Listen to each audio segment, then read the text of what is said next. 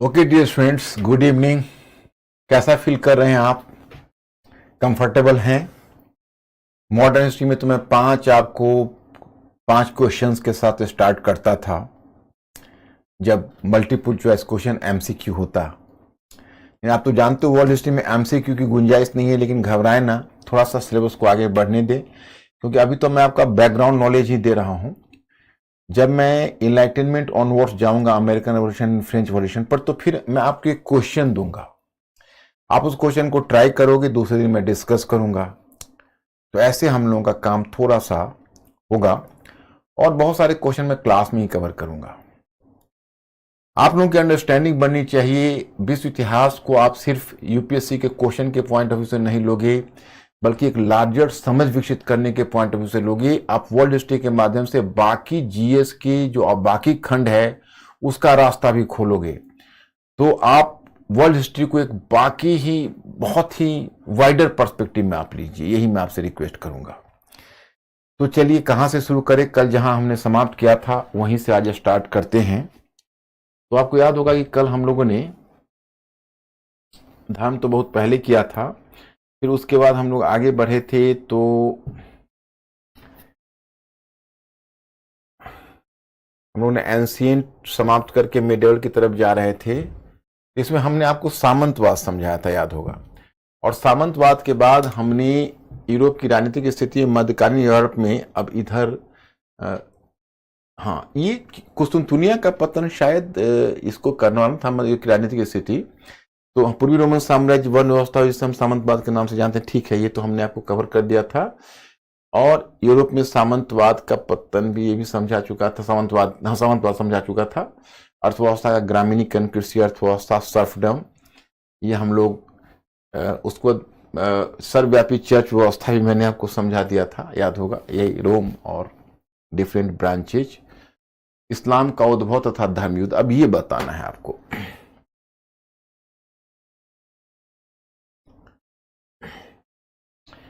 Ankur, are they comfortable? My students comfortable हैं? कोई problem तो नहीं है इनको?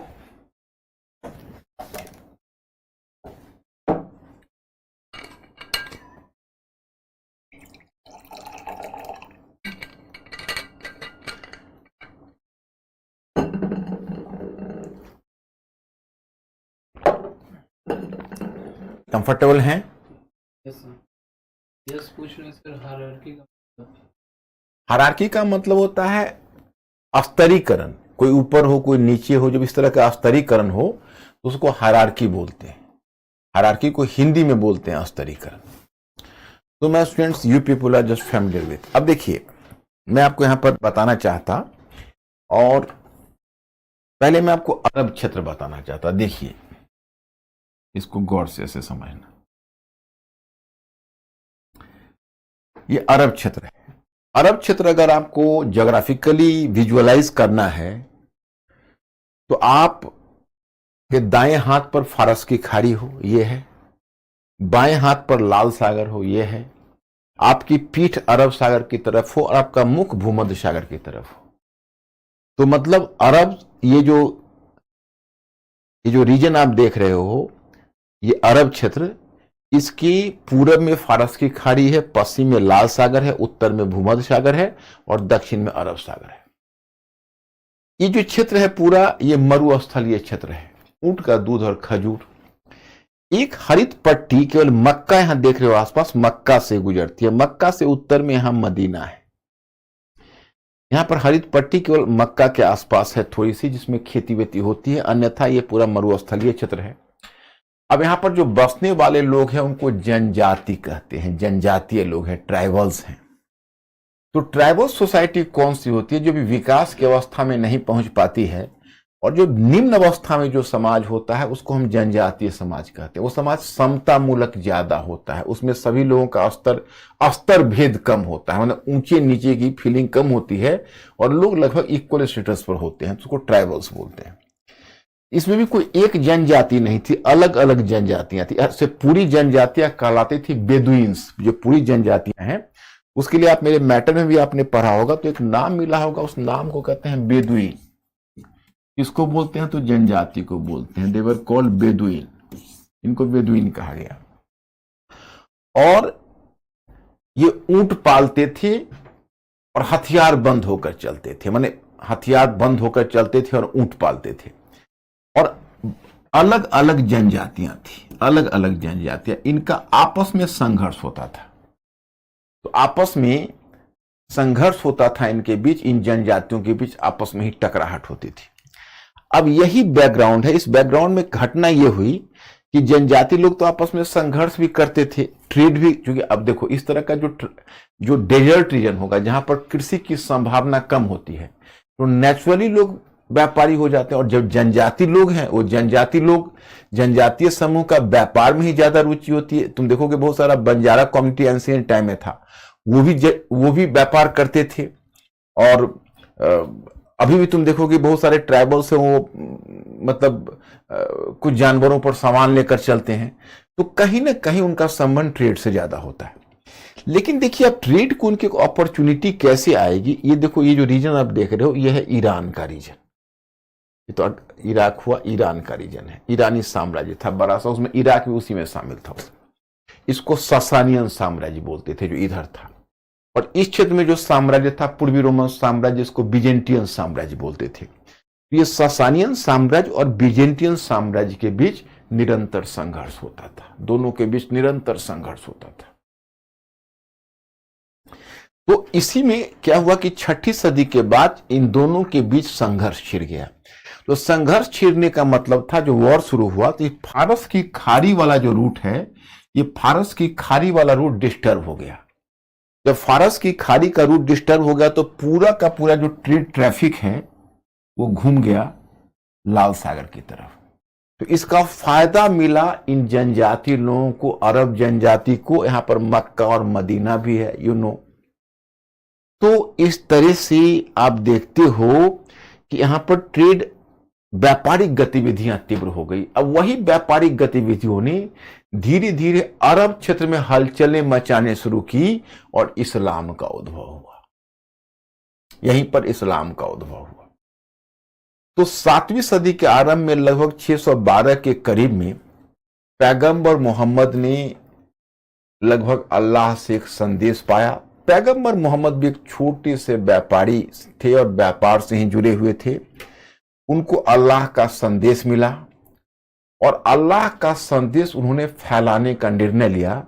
तो जिसे तुम इस्लाम कहते हो, यहां पर तुमको मैटर में भी मिला होगा कि लगभग 612 से 632 के बीच इस क्षेत्र में एक नए धर्म के प्रसार का प्रयास करते रहे। मतलब इसके बीच एक नए धर्म इस्लाम का प्रसार करते रहे। कोई अगर आपसे पूछे कि इस्लाम का शाब्दिक अर्थ क्या है, तो इस्लाम का शाब्दिक अर्थ है समर्पण। माने समर्पण मतलब टू डेडिकेट टू समवन। तो इस्लाम का शाब्दिक अर्थ है समर्पण और मुसलमान का शाब्दिक अर्थ है जिसने समर्पण कर दिया है। तो जब मोहम्मद पैगंबर को जब अल्लाह से संदेश मिला तो वो खुद बन गए पैगंबर। पैगंबर का मतलब है संदेश वाहक, उस संदेश को फैलाने वाले। ला इलाहा इल्लल्लाह मुहम्मद रसूलुल्लाह। तो उन्होंने दुनिया में इस विचार को फैलाने का निर्णय लिया। अब देखिए विचार क्या है। ये अलग अलग जो जनजाति आप देख रहे हैं, इस बात को समझना गौर से, मेंटली अलर्ट होना चाहिए आप लोगों को। जो अलग अलग जनजातियां देख रहे हो, ये जनजातियों के अपने देवता थे। इनमें से बहुत सारी जनजातियां थी जो मूर्ति पूजक थी, मूर्ति की पूजा करती थी। और ये मक्का जो आप देख रहे हो, मक्का में there was a square shaped structure. वहां पर एक स्क्वायर शेप्ड स्ट्रक्चर हुआ करता था जिसमें सभी जनजातियों के देवता वहां रखे जाते थे। तो मतलब क्या है कि यहां पर मूर्ति पूजा भी थी, अलग अलग इनके जनजाति धर्म थे, जनजाति देवता थे। और इनके देवता जहां तहां आप देखते हो वो मक्का में के तब मक्का का मस्जिद नहीं बनी थी। मस्जिद पैगंबर मोहम्मद की मस्जिद नहीं बनी थी। अब तुमको ये समझना है कि पैगंबर मोहम्मद ने जब एक नया धार्मिक पंथ चलाया तो उनको मक्का में विरोध क्यों हुआ। तो विरोध होने की वजह यह थी कि वहां बहुत सारी जनजातियां थी, उनके अपने लोकल देवता थे, वे मूर्ति पूजक थे। और पैगंबर मोहम्मद ने नारा दिया मोनोथिज्म या एकेश्वरवाद, एक ईश्वर और निराकार ईश्वर, एक ईश्वर और निराकार ईश्वर। ओके, तो पैगंबर मोहम्मद का नारा एकेश्वरवाद था। आप याद करिए, कल मैंने आपको यहूदी पंथ समझाया, और मैं स्टूडेंट्स में लेक्चर देने के साथ, लेक्चर तो आपके पास रिकॉर्ड भी होता है, प्लस आपको मैं एक स्टडी मटेरियल देता हूं। आप कल वाले अध्ययन सामग्री को आप रिवाइज करके आए होंगे।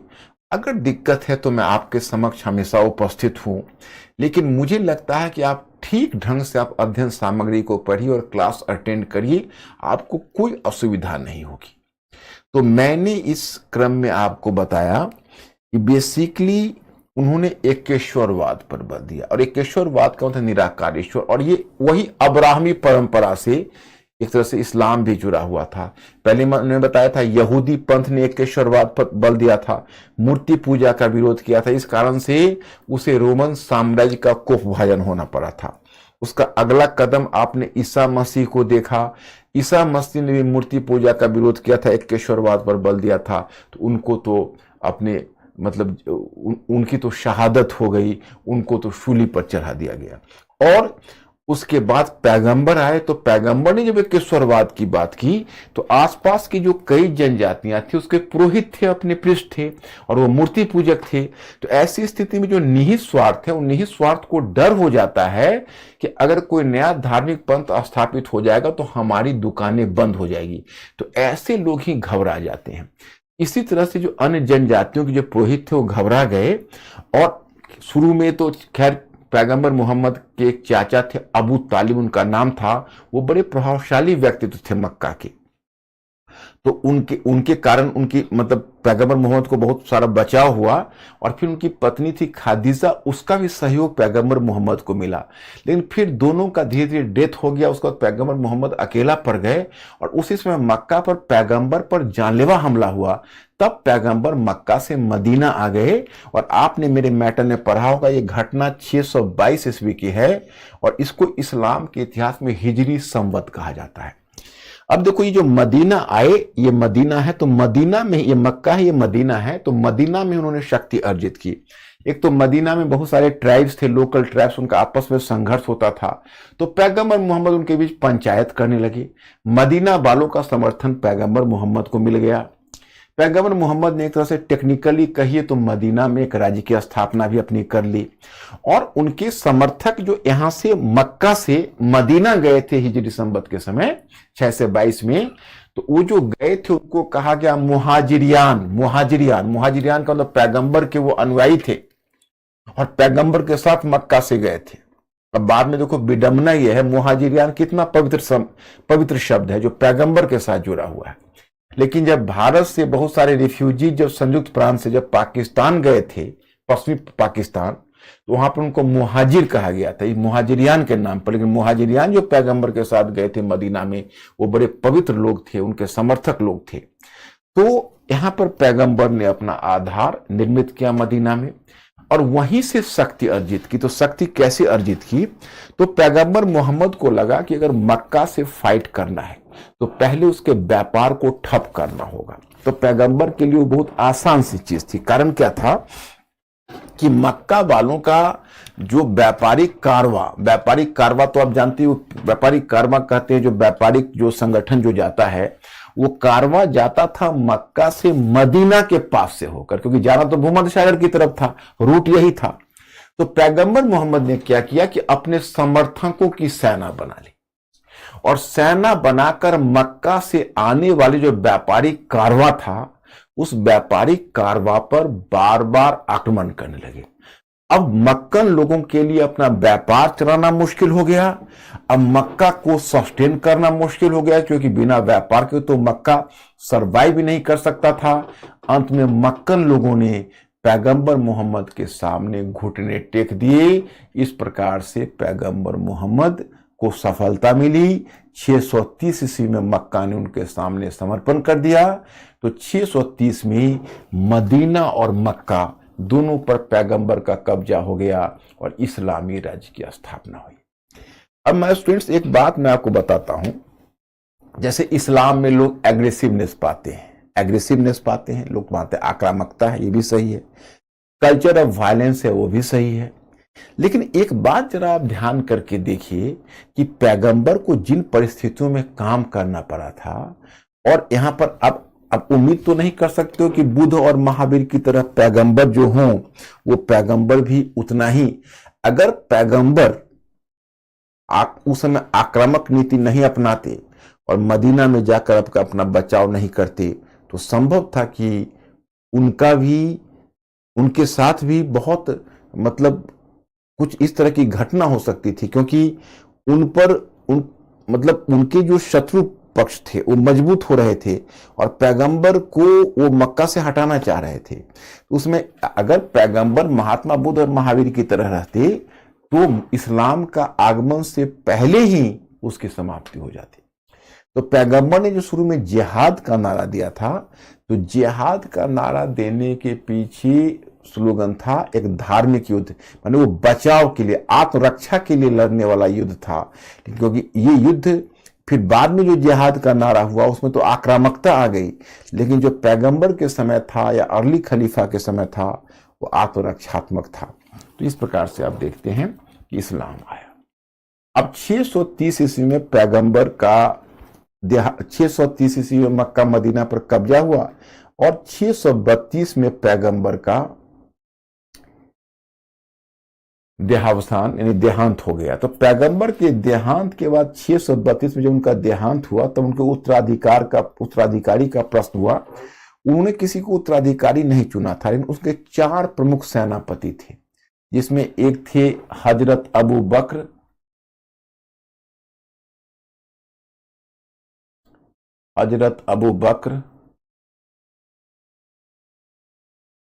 हजरत उमर, हजरत उस्मान और हजरत अली। ये 4 उनके सेनापति थे। अब अबू बकर तो उनके फादर इन लॉ ही थे, और अबू बकर अब पहले अली उनके भतीजे थे और उनके दामाद भी थे, फातिमा के पति। उत्तराधिकार का प्रश्न हुआ तो उत्तराधिकार मिला अबू बकर को। तो फिर अबू बकर लगभग 2 साल तक रहे, फिर उनका देहांत हो गया, तब उनका उत्तराधिकारी हुए खलीफा उमर। तो इस्लाम में क्या था, 2 बातें मैं बताता हूं। जैसे देखो, इस्लाम में एक समस्या अरब क्षेत्र में थी, वो अरब क्षेत्र की एक समस्या थी, वह समस्या एकता की थी, क्योंकि बहुत सारे जनजातीय थे, आपस में लड़ते थे। तो my students, here I have to inform you that particularly from 7th century onwards, when there was the expansion of trade in Arabian region, so the peace and tranquility was essential for maintaining economic prosperity and trade. So Prophet Muhammad was well aware of this fact. लेकिन अब समस्या यह थी कि पैगंबर मोहम्मद के दिमाग में कहीं ना कहीं यह बात भी जरूर थी कि अगर हम एक इस्लाम चलाएंगे और इस्लाम जैसा एक धार्मिक पंथ यहाँ स्थापित हो जाएगा, इन जनजातीय समूहों के बीच जो आपस में तकरार है, आपस में जो टकराहट है, वह टकराहट समाप्त हो जाएगी, इनके बीच परस्पर एक प्रकार की एकता बन जाएगी और इससे अरब क्षेत्र में व्यापार की प्रगति होगी। लेकिन माय स्टूडेंट, क्वेश्चन एराइजेज कि क्या पैगंबर मोहम्मद का ये उद्देश्य पूरा हुआ? क्या इस्लाम जनजाति विभाजन को समाप्त कर पाया? आज भी अरब क्षेत्र में आप देखोगे तो जनजाति विभाजन विद्यमान है। इस्लाम ने कोशिश की कि इनके बीच हम जहां तक इनके बीच आपस में एकता ला सके, आपस में सौहार्द ला सके तो बेहतर है, लेकिन उसमें पूरी तरह से कामयाबी मिल नहीं पाई। हाँ mister Ankur, have you asked something? देखो, जिहाद का शाब्दिक अर्थ तो होता है धर्म युद्ध, अंग्रेजी में उसको क्रूसेड भी बोलते हैं, क्रूसेड। तो हालांकि क्रूसेड का कंटेक्स्ट थोड़ा सा अलग है, लेकिन जिहाद का मुख्य मतलब तो यही होता है। अब धार्मिक युद्ध का मतलब अपने धर्म की रक्षा के लिए पैगंबर लड़ रहे थे तो जिहाद था, आगे चलकर धर्म प्रसार के लिए खलीफा लड़ेंगे तो भी जिहाद होगा। और आगे चलकर तो इस्लाम में जितने भी युद्ध थे उनको जिहाद का ही नाम दिया गया। मैं दूसरी बात बताऊंगा कि जो उस समय यूरोप में और इस्लामी ताकत में हुआ, जो अगला टॉपिक तुम लोगों ने पढ़ा होगा, उसको क्रूसेड्स बोलते हैं। क्रूसेड्स या धर्मयुद्ध कहलाता है। तो जिहाद का शाब्दिक अर्थ तो वही होता है। Mister Ankur, Aman, what a basic question you are just doing. मुझे बताने में अमन कोई हर्ज नहीं है, लेकिन मैंने जो इंस्ट्रक्शन आपको दिया है कि आप एनसीईआरटी पढ़िए और आप कक्षा 7 की एनसीईआरटी पढ़िए। वहां पर बीसी, बीसीई, एडी, सेंचुरी सबके बारे में बड़े अच्छे ढंग से आपको समझाया हुआ है। तो I am requesting you people, मैं आपको बता रहा हूं, मुझे उसमें कोई हिचक नहीं है। आप पूछते हैं, उत्तर देने में मुझे ना कोई आलस होता है, ना कोई हिचक होती है। लेकिन मैं आपको जितना स्मार्ट देखना चाहता हूं, और आप लोग हैं भी, मॉडर्न हिस्ट्री में मैंने स्मार्टनेस देखा इस हिंदी मीडियम के बच्चों को। I have come to realise that कि you people are definitely much advance people. अब चलिए मैं आपको बताता हूं बीसी। देखो, ईसवी का क्या मतलब हुआ कि ईसवी का मतलब एडी टर्म उसको बोलते हैं और ईसा पूर्व को बीसी बोलते हैं। तो इनफैक्ट हुआ ऐसा कि यूरोप ने जब पूरी दुनिया में, आप तो वर्ल्ड हिस्ट्री आप पढ़ ही रहे हो, तो आप देखोगे कि यूरोप का पूरी दुनिया में विस्तार हुआ। तो हमारे जितने भी सामाजिक विज्ञान थे, जिसमें इतिहास भी शामिल है, वो सारे के सारे विषय हो गए यूरो केंद्रित, यूरो सेंट्रिक। और चूंकि यूरोप के केंद्र में ईसाई धर्म था और ईसा मसीह थे, तो अब जो समय का यूरोपियन ने गणना की, वो अपनी गणना तो उन्होंने ईसा मसीह के जन्म से किया। तो ईसा मसीह के जन्म के लगभग 4 वर्ष के बाद, एक्चुअल तो 4 वर्ष है, लेकिन उसी को 0 मान लिया और ईसा मसीह के जन्म से काउंट करने लगे। तो जैसे आप मैथमेटिक्स में अंक पढ़े होंगे, 0 तो इन्फिनिटिव हुआ, उसके बाद आप वहां से राइट की तरफ बढ़ोगे तो प्लस में जाओगे 1 2 3 4 5 6, और जब उसके माइनस में आओगे तो -1 -2 -3 -4 -5 -6। ओके, उसी तरह से ईसा पूर्व का मतलब हुआ कि ईसा पूर्व में हमेशा तुम टाइम पीरियड देखोगे 1000 ईसा पूर्व से 500 ईसा पूर्व, ये उल्टा चलता है। 1000 ईसा पूर्व से 500 ईसा पूर्व, और ईस्वी में देखोगे 500 ईस्वी से 1000 ईस्वी। क्यों? तो ईसा पूर्व में पहला वाला पहले होता है, तब बाद वाला होता है। मतलब जितना पीछे जाओगे और पीछे से आगे आओगे तब टाइम पीरियड बढ़ेगा, और इसमें तो आगे से आगे जाओगे। तो पहले उसका नाम बिफोर क्राइस्ट एंड एडी को कहा जाता था अन्नो डोमिनाई। अन्नो डोमिनाई वो भी जीसस क्राइस्ट के लिए ही था। तो एक 0 मान लो जीसस क्राइस्ट के जन्म को, उससे पहले जो भी आ रहा है उसको बिफोर क्राइस्ट, और उसके आगे आ रहा है उसको अन्नो डोमिनाई मतलब एडी कहा जाता था। अब इधर क्या हुआ है हाल में कि जो अन्य धर्म के जो लोग हैं, अन्य धार्मिक समूह के, उन्होंने आपत्ति करनी शुरू कर दी। उन्होंने कहा कि भाई हम यूरो सेंट्रिक विचार को लेकर क्यों चले, हमें यूरो सेंट्रिक विचार नहीं लेना, हमें अपना टाइम पीरियड बदलना है।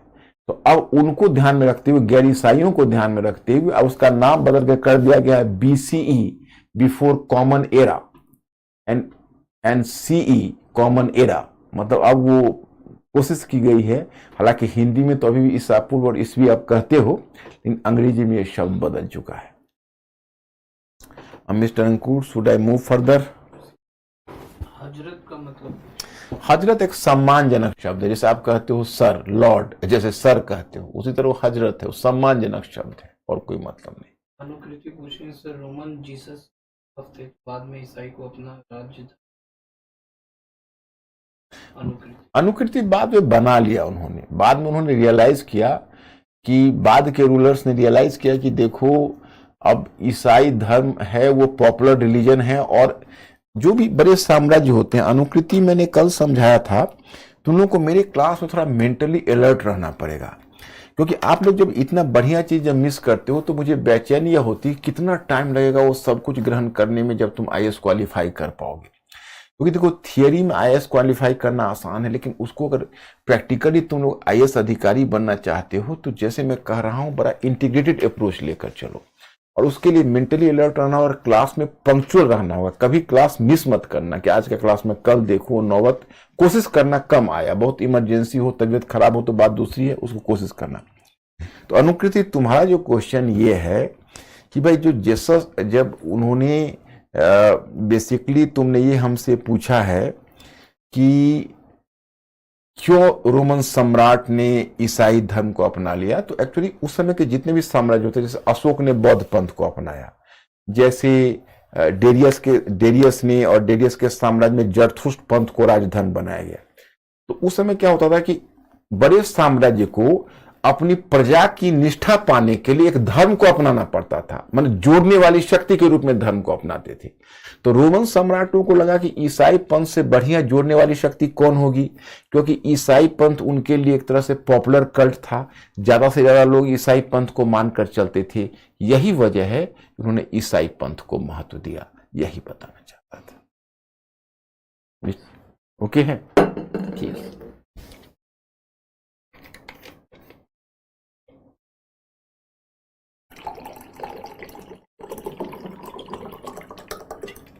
एनसीईआरटी के लिए सिलेबस बता दो। क्या एनसीईआरटी में तुम लोग सारा एनसीईआरटी पढ़ो ना, मैं तो कहता हूँ 6th-7th को पहले पढ़ो हिस्ट्री का, फिर आगे मौका मिले। वर्ल्ड हिस्ट्री में मैं नहीं चाहता हूं कि अभी कुछ पढ़ो, वर्ल्ड हिस्ट्री में आप मेरा मटेरियल पढ़ो और मुझे फॉलो करो, क्योंकि वर्ल्ड हिस्ट्री में अगर तुम पढ़ने चलोगे तुम्हारा दिमाग डाइवर्ट हो जाएगा। लेकिन जो बेसिक एनसीईआरटी है, बेसिक एनसीईआरटी धीरे धीरे पढ़ना शुरू करो, समय निकाल के 1 ही घंटा 1 आवर, वो भी चलेगा। लेकिन एनसीईआरटी है तो बहुत उपयोगी, तो मेरे विचार से उसको पढ़ने में आप लोगों को फायदा है, उसको आप पढ़ सकते हो और बढ़िया लगेगा आपको।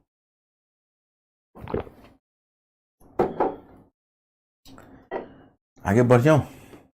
ध्रुव सर वो काफी पूछ रहे हैं यहूदी और ईसाई में।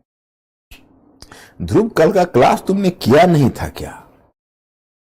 जो अब्राहम के फॉलोअर्स हैं वो यहूदी हुए, जो ईसा मसीह के फॉलोअर्स हैं वो ईसाई हुए। ध्रुव, ये कैसा क्वेश्चन है? ये तो बहुत बेसिक, मैंने कल ही आपको बताया था कि जो यहूदी पंथ है उसमें पहले अब्राहम का नाम बताया था, फिर मूसा का नाम बताया, और मैंने अपनी अध्ययन सामग्री भी आपको दी हुई है। तो एकेश्वरवाद का मतलब एक ईश्वर की पूजा, और एक ईश्वर की पूजा ही नहीं, निराकार ईश्वर की पूजा, जिस ईश्वर का कोई आकार ना हो उसकी पूजा, दैट इज कॉल्ड एकेश्वरवाद। तो 632 से 661 तक इन 4 खलीफाओं ने शासन किया। खलीफा का, उनको उत्तराधिकारी को क्या कहा जाता था? खलीफा। उसी में तुम देखोगे शिया सुन्नी का विवाद भी होगा। कैसे होगा? तो हजरत अबू बकर पहले हुए, हजरत अबू बकर के बाद हजरत उमर हुए, हजरत उमर के बाद हजरत उस्मान आए, तो एक के बाद एक आ रहे थे। फिर चौथे खलीफा के रूप में हजरत अली हुए। तो हजरत अली के समय उसमें सीरिया का गवर्नर था, उसका नाम मुआविया था, उसने विद्रोह कर दिया था, खैर वो शांत हुए। और हजरत अली के बाद उनके पुत्र हसन आए थे, तो हसन हुसैन उनके 2 पुत्र थे। फिर बाद में मुआविया के साथ उनका कुछ समझौता भी हुआ, लेकिन फिर करबला के युद्ध में तकरार भी हो गई, तो अली की हत्या हो गई थी पहले। तो फिर एक कंट्रोवर्सी खलीफा के पद पर आ गया कि मोहम्मद पैगंबर के वास्तविक उत्तराधिकारी कौन है। तो बहुसंख्यक मुसलमान ऐसा मानते थे कि देखिए मोहम्मद पैगंबर के जो वास्तविक उत्तराधिकारी हैं वो अबू बकर, उमर और उस्मान ही हैं। अली बाद में आए और अली हरब करता है, वो अली को उनका सही उत्तराधिकारी नहीं मानते थे, तो वो सुन्नी की कोटि में चले गए। और कुछ ऐसे मुसलमान थे जो, मतलब मुसलमानों का एक समुदाय था, मानता था कि अली उनके वास्तविक उत्तराधिकारी हैं, क्योंकि वो पैगंबर मोहम्मद के दामाद भी हैं और उनके भतीजे भी हैं, तो उनके रक्त संबंध से हैं, तो वही उसके असली उनके उत्तराधिकारी हैं, तो वो शिया कहलाए। तो ये सुन्नी शिया का विवाद वहीं से शुरू हो गया। अब अली के बाद उनके बेटे को तो फिर हत्या हो गई, तो अब जानते हो करबला का युद्ध वगैरह, हालांकि उधर उतना नहीं जाना है। इसके बाद खलीफा का पद वंशानुगत हो जाएगा। खलीफा का पद वंशानुगत हो जाएगा, ये आपको मैं बताना चाहूंगा कि 661 ईस्वी में उमैया वंश का खलीफा स्थापित होंगे और उमैया वंश का खलीफा जो होंगे अली के बाद, वो उनका सीट ऑफ पावर, जो उनका मुख्यालय होगा वो दमिश्क होगा। दमिश्क कहाँ है पता है आपको? सीरिया में है। सीरिया जो आप राज्य देख रहे हो वहीं पर दमिश्क है। तो इनका दमिश्क केंद्र होगा। 661 में स्थापित होंगे और 750 तक ये वंश रहेगा। जिस वंश की हमने चर्चा की है ये वंश रहेगा 750 ईस्वी तक, 661 ईस्वी से 750 ईस्वी तक। 750 में एक नया राजवंश आ जाएगा, इसका नाम होगा अब्बासी खलीफा, अब्बासी वंश। तो अब्बासी खलीफा होंगे। जैसे उमैया वंश के खलीफा का सीट ऑफ पावर क्या था पता है? उसका सीट ऑफ पावर था दमिश्क, और अब्बासी खलीफा का सीट ऑफ पावर होगा बगदाद। ये चलेगा 1253 तक ये खलीफा। अब आगे फिर लंबी कहानी है, उतना में क्यों जाओगे, फिलहाल इतना ही आप जान लो। लेकिन मैं इसी में आपको बताना चाहता कि देखिए, अब जब बाद में जो खलीफा है तो खलीफा के समय इस्लाम का विस्तार होने लगा। क्योंकि मोहम्मद पैगंबर के बाद जो बाकी खलीफा आए तो ऐसा उन्होंने समझा कि उनको ये लगा बाकी खलीफाओं को कि भाई अगर हम अरब तो वैसे भी जनजाति थे, आपस में युद्ध और झगड़े और संघर्ष करते थे, तो उनको ऐसा लगा कि अगर इनको छोड़ दिया जाए तो शांतिपूर्ण तरीके से तो यह काम करेंगे नहीं, आपस में लड़ते कटते रहेंगे। तो इससे बेहतर है कि इनकी जो आंतरिक ऊर्जा है, आंतरिक संघर्ष, उसको बाहर निर्यात कर दें। उन्होंने जिहाद का नारा दिया और धर्म प्रसार का नारा दिया। तो इस्लाम में एक ताकत शुरू में क्या थी कि इस्लाम में मुस्लिम मिल्लत की अवधारणा थी। मिल्लत का मतलब हुआ कि हम सभी बराबर हैं। इस्लाम में अगर आप इस्लाम धर्म को कबूल कर लिया तो मुसलमान हो गए, आपको समानता का स्तर प्राप्त हो गया। तो इसके बाद इस्लाम में जितने भी कॉम्पिटेंट थे, एबल बॉडीड थे, सबको तलवार धारण करने का अधिकार था। और इस्लाम में एक नई ऊर्जा थी। इस्लाम के जो खलीफा थे और उनके जो सेना थे उसमें एक नए मुल्ला का उत्साह था, प्रसार करने का उत्साह था। तो इस्लाम की सेना जीतने लगी। अब देखो, खलीफा उमर के समय पैगंबर मोहम्मद के देहांत के 8 वर्षों के अंदर ही पहले मिस्र को और सीरिया को जीत लिया गया। फिर उसके आगे ईरान, इराक, इसको जीतते हुए इस्लाम की सेना भारत के मुहाने तक गई। 712 में सिंध विजय हुआ, आपने सुना होगा। उसके बाद सेंट्रल एशिया, मध्य एशिया गई, पश्चिमी एशिया में विस्तार हुआ। इस तरह से इस्लाम अपना प्रसार करता गया। आगे चलकर मध्य एशिया में, जिसको तो महमूद गजनी और मोहम्मद गोरी का नाम आपने सुना होगा, वो सब बेसिकली वे अरब नहीं थे, अरब वाले यही थे। और फिर अरब वाले जैसे जैसे इस्लाम का प्रसार होता गया तो गैर अरब लोग मिलते गए। जैसे ईरान में था तो गैर अरब लोग थे, और उसी तरह से बाकी सीरिया और बाकी क्षेत्र में जाओगे तो गैर अरब लोग मिलते जाएंगे। भारत में भी आ गए, सेंट्रल एशिया में भी आ गए। लेकिन मैं आपको बताऊं कि जो तुर्क लोग थे, वो तुर्क लोग मध्य एशिया के जनजाति थे। वो अपने लोकल देवता को पूजते थे। वो आगे चलकर इस्लाम धर्म में धर्मांतरित हो गए। तो धर्मांतरित हुए तो मध्य एशियाई जो वैसे भी जनजातियां होती थी, चाहे वो हुर हो या तुर्क हो, वो बड़े आक्रामक होती थी। तो अब तुर्कों की ताकत भी इस्लाम को मिल गई। तो आगे देखोगे कि गजनी और गोरी जैसे शासकों ने भी इस्लाम का प्रसार किया। फिर चंगेज खान तो खुद बुद्धिस्ट था, बुद्धिस्ट की एक शाखा को पूजता था, किसी एक शाखा को, सेंट्रल एशियन था, मंगोल था। चंगेज खान के वंशज में भी पोता उसका हलाकू खान था, वो प्रचंड मंगोल था। बल्कि हलाकू खान तो मैं आपको बताऊं कि उसने बगदाद के खलीफा को 1253 में हत्या तक कर डाली थी। वो बड़ा ही आक्रामक किस्म का था। अब बड़ा निर्ममतापूर्वक उन्हें मार डाला था, बड़े कष्ट की बात है। और मैं आपको बताऊं कि एक समय था कि इस्लाम बहुत प्रगतिशील धार्मिक पंथ था। जैसे अरब का जो बगदाद के जो खलीफा थे, आप कभी मध्यकालीन भारत वगैरह में मैं आपको बताऊंगा, जो बगदाद के खलीफा थे, वो बगदाद के खलीफा के पास दुनिया की सबसे बेहतर लाइब्रेरी थी। क्यों? क्योंकि अरब वालों ने दुनिया के सारी सभ्यताओं से महत्वपूर्ण ग्रंथों का अरबी में अनुवाद कराया था। यही समझिए, यूरोप में पुनर्जागरण हुआ जिसकी चर्चा हम आगे करेंगे, उसमें भी अरब वालों का प्रभाव था। इस पुनर्जागरण को लाने में भी अरब वालों का प्रभाव था। लेकिन जब हलाकू खान ने हमला किया तो अरब क्षेत्र की उस समृद्ध लाइब्रेरी को जला दिया। कितने दुख की बात है। और खलीफा की निर्ममता पूर्वक हत्या कर दी। लेकिन आगे चलकर मंगोलों ने भी इस्लाम को कबूल लिया। तो इस्लाम धर्म में अब मंगोलों का भी भूमिका हो गई और मंगोल, तुर्क, अरब, गैर अरब सब मिलकर इस्लाम का प्रसार किया।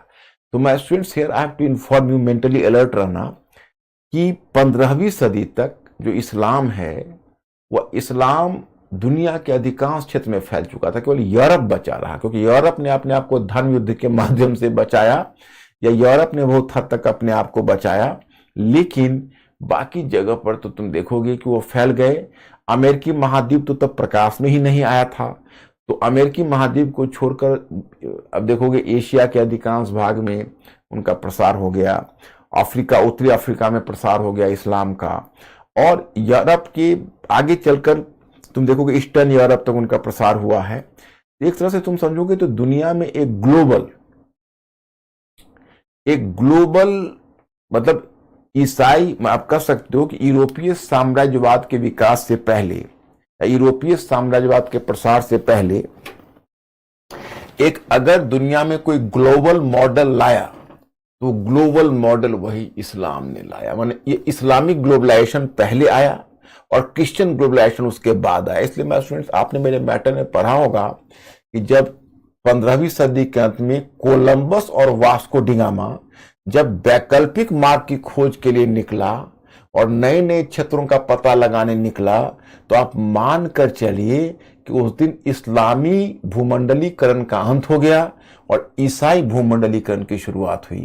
क्योंकि 7वीं सदी से लेकर 15वीं सदी तक इस्लाम की सेना मतलब इस्लामिक भूमंडलीकरण को प्रोत्साहन मिल रहा था।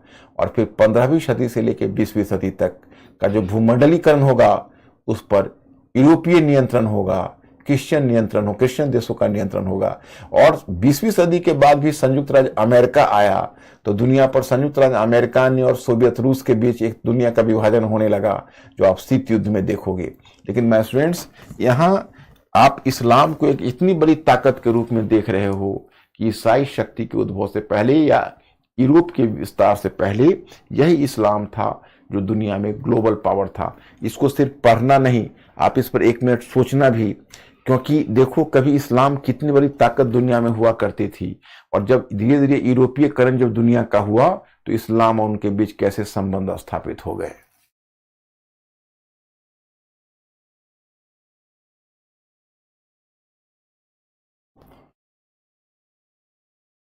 अब मैं स्टूडेंट्स, जब इस्लाम की सेना आगे बढ़ रही थी तो इसी क्रम में ये जो जगह आप देख रहे हो तो पश्चिम एशिया में एक जगह है, ये तो क्रूसेड्स का ही है 1096 से। तो यहाँ पर आपको वैसे तो 4 क्रूसेड्स का यहाँ जिक्र मिलता है। 3 मेन क्रूसेड्स है, जो प्रथम, सेकंड, थर्ड।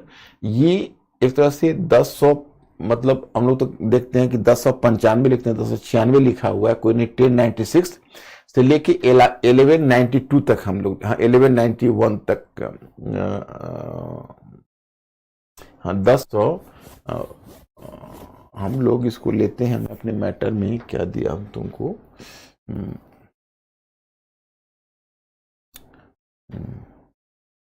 क्रूसेड्स जिसमें कब्जा करने 1095 से 1291 हम लोग इसको देते हैं। तो प्रमुख 3 ही है, उसे 4 का ही लिस्ट दिया है, खैर उसके लिए आपको चिंता नहीं करनी, देख लीजिए। तो देखो इसमें मुख्य क्या है कि यहाँ पर पश्चिम एशिया में एक जगह है, यहाँ पर शायद, हाँ ये दिखा रहा है, ये जेरूशलम है, जेरूशलम। तो जेरूशलम एक ऐसी जगह है, आज भी तुम देखोगे जो पूर्वी जेरूशलम पर कैसे इजराइल अपना नियंत्रण स्थापित कर रहा है। जेरूशलम एक बहुत स्पेशल जगह है। जेरूशलम पर 3 शक्तियों का कब्जा है, मैंने 3 धार्मिक पंथों का पवित्र स्थल जेरूशलम है।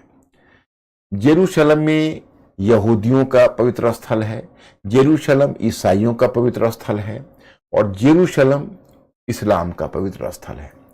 तो जेरूशलम पर कब्जा करने के लिए, चूंकि वहां पर आपको मिलेगा जो क्रूसेड्स है, धर्म युद्ध है, तो धर्म युद्ध में यूरोपीय देश संगठित हुए जेरूशलम पर कब्जा करने के लिए, क्योंकि यहां पर आपको इंफॉर्मेशन मिलेगा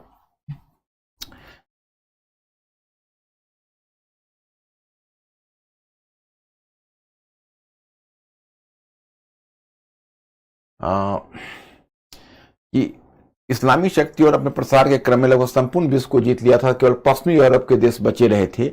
आगे उन्होंने जेरूशलम पर कब्जा करने के लिए आपस में गठबंधन बनाकर इस्लामी शक्ति का सामना किया। इसे क्रूसेड अथवा धर्मयुद्ध के नाम से जाना गया। 1095 से 1291 के बीच 3 प्रमुख धर्मयुद्ध घटित हुए।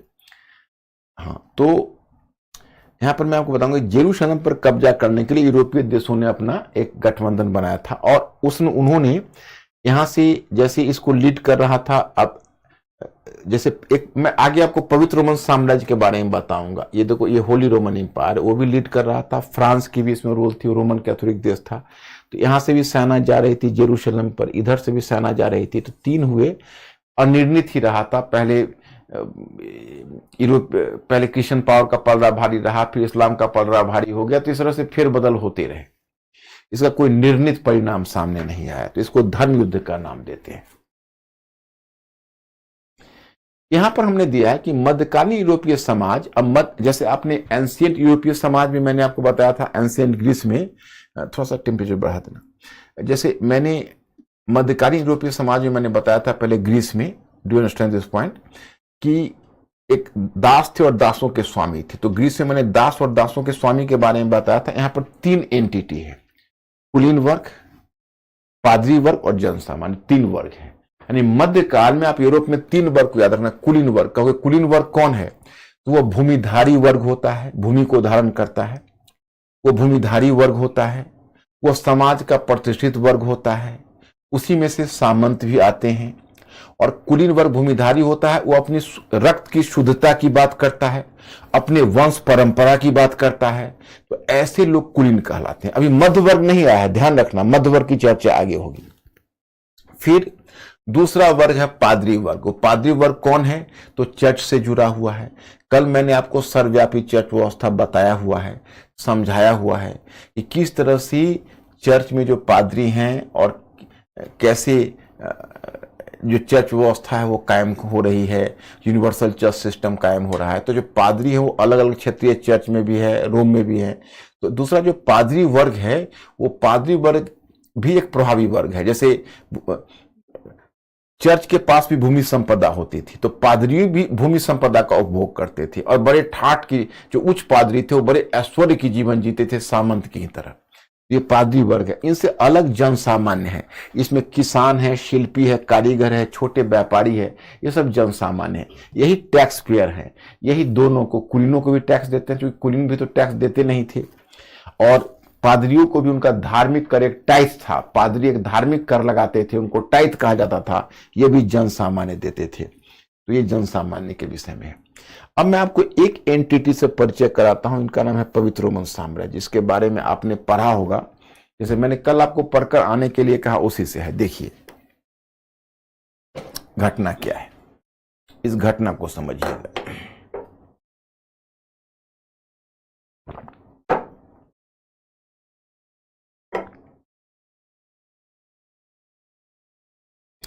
जैसे मैंने आपको बताया था कि ये रोमन साम्राज्य, मतलब ये पहले रोमन साम्राज्य था। तो रोमन साम्राज्य का उत्तर से जो जर्मन आक्रमणकारी आए, मैंने कल बताया था, तो जर्मन आक्रमणकारियों ने इस पर हमला किया।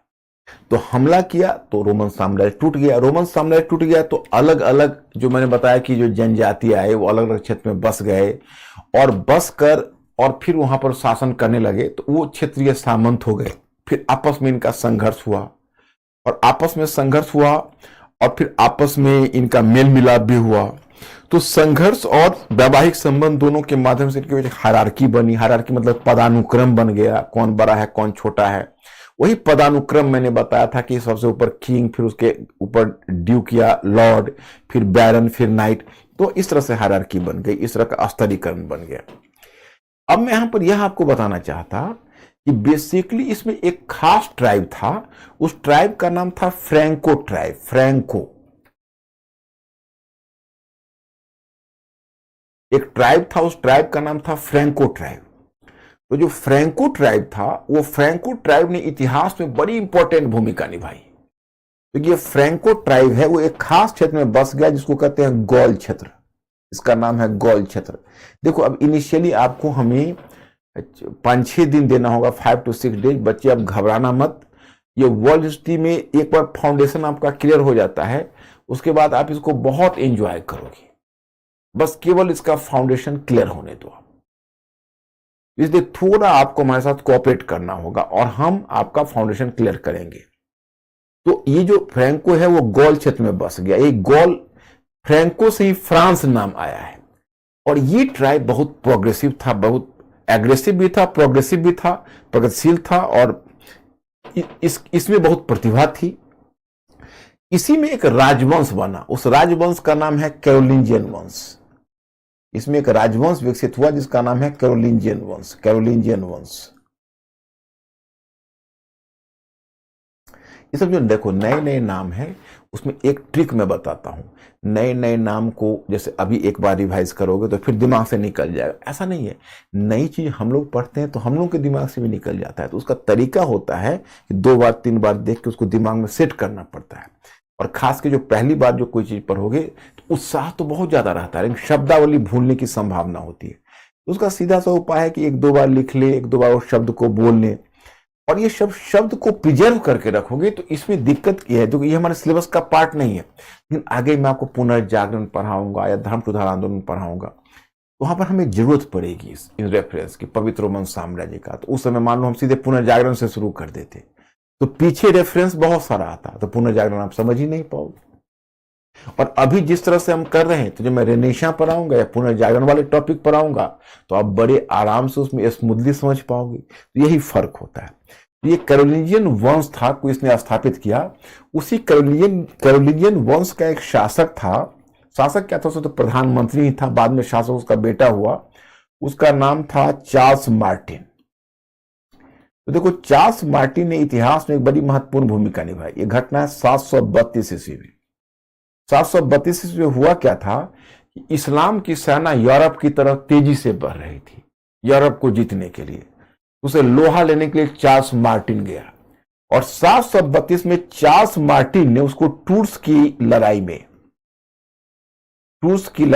चार्ल्स मार्टिन ने इस्लामी सेना को पराजित कर दिया। अचानक से चार्ल्स मार्टिन का महत्व काफी बढ़ गया, उसका यूरोप में प्रतिष्ठा काफी बढ़ गई। ये बहुत नेचुरल है। जैसे अपने यहां देखो ना, भारत में आप देखोगे एक वंश है गुर्जर प्रतिहार, तो वह दावा करता है इस्लाम की सेना को हराने का, तो उसके वंश की प्रतिष्ठा काफी बढ़ गई। मतलब उसका शासक है नागभट्ट फर्स्ट, उसने किसी इस्लामी सेना को किसी युद्ध में हरा दिया, तो उसने दावा किया अपना एक अभिलेख में, ग्वालियर अभिलेख में,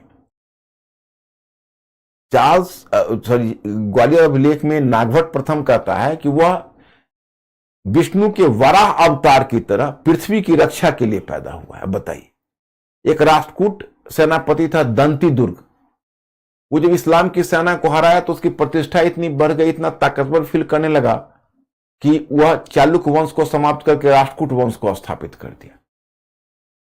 तो मैं आपको बताना चाहता कि उस समय हमारे यहां भी जो इस्लाम की सेना को पराजित जो वंश करता था, वह अपने वंश के लिए बहुत प्रतिष्ठित स्थान ले लेता था। तो चार्ल्स मार्टिन के वंश को भी काफी प्रतिष्ठा यूरोप में मिलने लगी। तो चार्ल्स मार्टिन का उत्तराधिकारी हुआ पेपिन। तो पेपिन ने एक बड़ा साम्राज्य बनाया, बड़ा साम्राज्य। और पेपिन का उत्तराधिकारी हुआ शार्लमांग। इधर लिख देते हैं शार्लमांग। जो शार्लमांग है, इसने और भी साम्राज्य को विस्तार करके देखो इतना बड़ा साम्राज्य शार्लमांग ने बना दिया। शार्लमांग की तुलना प्राय अशोक से भी होती है, अशोक महान से भी होती है। मैं आपको फिर दिखा दूं, मेरे कारण ये ढक रहा होगा। ये शार्लमांग का साम्राज्य है, इतना बड़ा साम्राज्य है। अब देखो, अब शार्लमांग का जब इतना बड़ा साम्राज्य बन गया, तो उसमें आपको मैं यूनिवर्सल चर्च सिस्टम और चर्च व्यवस्था तो रोम का मैंने बताया ही है। मैं आपको बता दूं कि आपने चर्च व्यवस्था तो आपने समझा ही है। उसमें जो रोम का पोप है, और रोम का पोप महत्वाकांक्षी भी है, और रोम को पोप को डर लगता है इस्लाम की सेना के खतरे से कि कल को कहीं ऐसा न हो कि इस्लाम की सेना यूरोप में घुस जाए या यूरोपीय देशों का रास्ता बंद कर दे। तो उसको एक तलवार की आवश्यकता है। तलवार का मतलब ऐसे राजवंश की सहायता की आवश्यकता है कि जो चर्च के लिए काम कर सके, जो ईसाई धर्म के विकास के लिए काम कर सके, जो इस्लाम से लोहा ले सके। तो उसने शारलमांग को खुश करना चाहा, क्योंकि सबसे ताकतवर शासक तो यूरोप में शारलमांग था, उसके पास इतना विशाल साम्राज्य था। तो आपने मेरे मैटर में पढ़ा होगा कि 800 ईस्वी में उसने अपने हाथों से राजमुकुट शारलमांग के सिर पर रख दिया और घोषित किया कि आप पवित्र रोमन सम्राट हैं। घोषित किया पवित्र रोमन सम्राट है। माने पवित्र इसलिए कि जो रोमन एक साम्राज्य रहा था और पहला साम्राज्य यूरोप का पहला बड़ा साम्राज्य रहा था, तो रोमन साम्राज्य बन गया था पावर और प्रेस्टीज का प्रतीक। और पवित्र का मतलब है क्योंकि कोई ना कोई इसका धार्मिक उद्देश्य है, इसलिए पवित्र है। तो आप पवित्र रोमन सम्राट है। तो इसलिए मैं स्टूडेंट्स इसके साम्राज्य के लिए अब नाम ही हो गया पवित्र रोमन साम्राज्य। अब देखो, पवित्र रोमन सम्राट के पद पर मैं आपको बताऊंगा कैरोलिंजियन वंश का शासक एक के बाद दूसरा बैठता जाएगा। इसका केंद्रीय क्षेत्र जर्मनी होगा, ये जर्मन क्षेत्र है। और आगे चलकर जब कैरोलिंजियन वंश के बाद तब पवित्र रोमन सम्राट के पद को सुशोभित करेगा हैब्सबर्ग वंश। हैब्सबर्ग वंश I will discuss with you later कि तब हैब्सबर्ग वंश इसको कब आएगा हैब्सबर्ग वंश, उसकी चर्चा हम लोग आगे करेंगे। तो ये हो गया आपका पवित्र रोमन साम्राज्य। अब मैं students I have to inform you one thing. मैं आपको एक चीज इन्फॉर्म करना चाहूंगा। देखिए,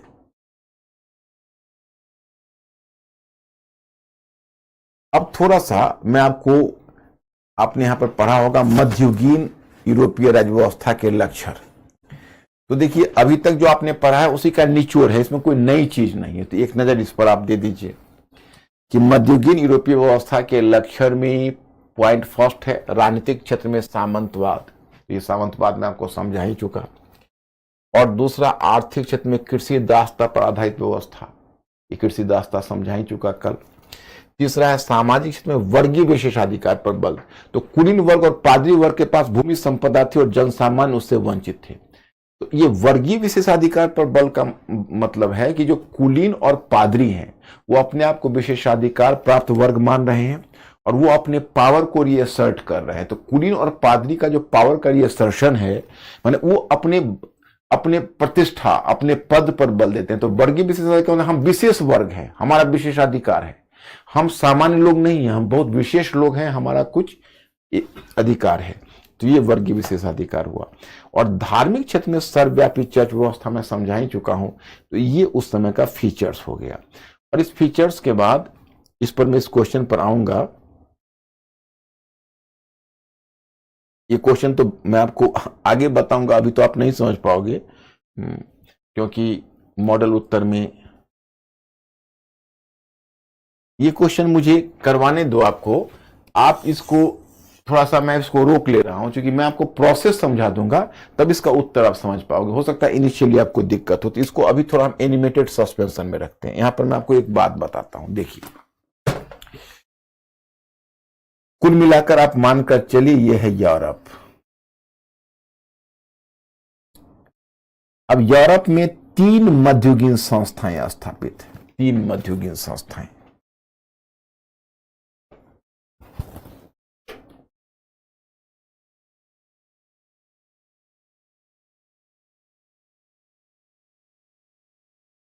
एक मध्ययुगीन संस्था है जिसको कहते हैं सामंतवाद।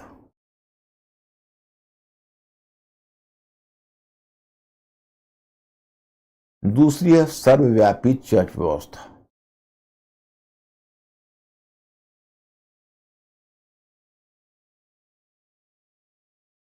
अखिल यूरोपीय चर्च व्यवस्था। 3 है पवित्र रोमन साम्राज्य। ये तीनों की चर्चा देखनी है। ये तीनों मध्ययुगीन संस्थाएं। अब जब यूरोप का आधुनिकीकरण होना है तो इन तीनों संस्थाओं को टूटना होगा। अगर ये तीनों संस्थाएं नहीं टूटती है तो यूरोप का आधुनिकीकरण नहीं होगा। ये that is a greater thing. अब जैसे देखो ये है, अब ये है सामंतवाद। अब सामंतवाद का क्या है, किसी एक क्षेत्र में नहीं है। एक सामंत का, एक जागीर का कुछ भाग ब्रिटेन में है, कुछ भाग फ्रांस में है, कुछ भाग स्विट्जरलैंड में है। तो अगर यूरोप को आधुनिकीकरण की तरफ बढ़ना है तो फिर जैसे आधुनिकीकरण का मतलब क्या हुआ, जैसे आप देखोगे राष्ट्रीय राज्य का उद्भव होगा, तो राष्ट्र कैसे बनेगा जब तक ये तीनों अखिल, जैसे ये देखो ये चर्च है, तो चर्च का यूनिवर्सल चर्च सिस्टम है, तो उसका मुख्यालय रोम है, उसकी शाखाएं पूरे यूरोप में फैली हुई है। और जब तक ये शाखाएं यूरोप में फैली होंगी तब तक कैसे वो आगे बढ़ सकता है, आप ही बताओ। तो नहीं हो सकता। इसलिए ये है एक पवित्र रोमन साम्राज्य है, तो ये संस्थाएं कम से कम सामंतवाद और सर्वव्यापी चर्च व्यवस्था नहीं टूटेगी तो राष्ट्रीय राज्य की सीमाएं कैसे खींचेंगी। राष्ट्रीय, अब जैसे तुम राष्ट्रीय राज्य की खींचना चाहो तो कैसे खींचो, क्योंकि इसकी एक जागीर ब्रिटेन में है, एक फ्रांस में है, तो कहेंगे हम आपके राष्ट्र के अधीन नहीं है। चर्च में क्षेत्रीय चर्च है, क्षेत्रीय चर्च अपना स्वामी रोम को मान रहा है, क्षेत्रीय चर्च यह बोलता है कि नहीं, मैं आपका पार्ट नहीं हूं, आपके राष्ट्र का पार्ट नहीं हूं, हमारी निष्ठा तो रोम के साथ है। तो आप कैसे क्षेत्रीय चर्च को कोऑप्ट करोगे। यही है, इसको टूटना मांगता है। अब ये कैसे टूटेगा आधुनिक युग में, वही आपको समझना है और वही मुझे समझाना है। तो I have to inform you. अब थोड़ा सा आप लोग हमको ओके करिए, पहले बताइए सही कि आप इतना समझ गए। अगर यहां कोई दिक्कत है तो बोलिए, अन्यथा मैं फिर आधुनिक पश्चिम के उद्भव की तरफ अब बढ़ना शुरू करूं। Mister Ankur ask my students, please my students inform me.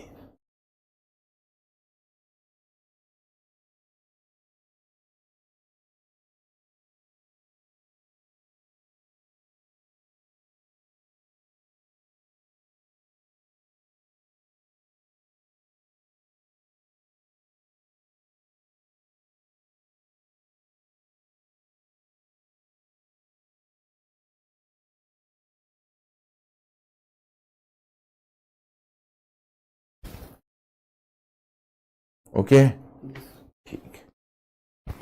कुछ बच्चों का फिर जैसे सामंतवाद, अरे बच्ची, तुम लोग क्या कर रहे हो, सामंतवाद जो पूछ रहे हो। कल मैंने सामंतवाद कितनी निष्ठा से पढ़ा। सामंतवाद एक सेंटेंस की चीज है, मैं बता दूं।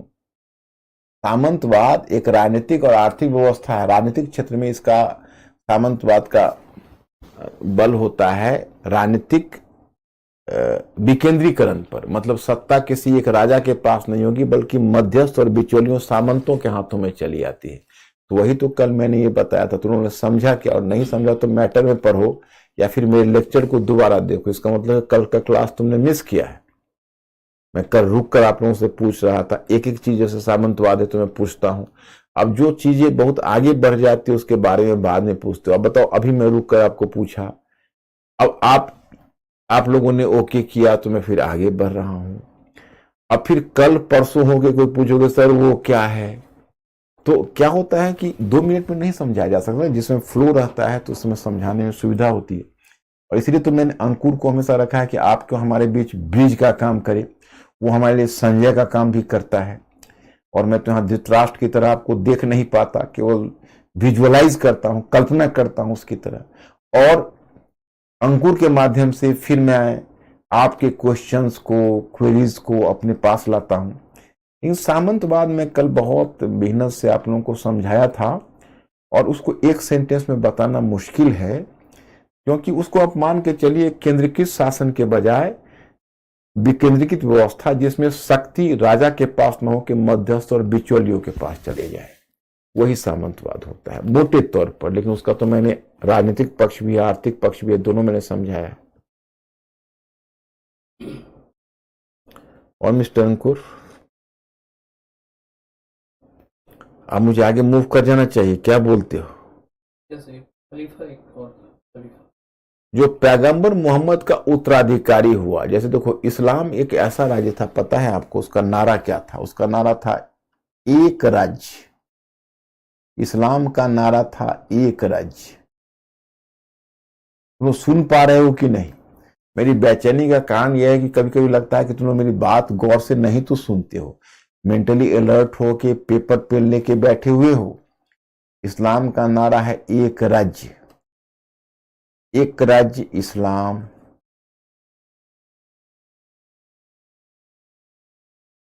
एक धर्म इस्लाम,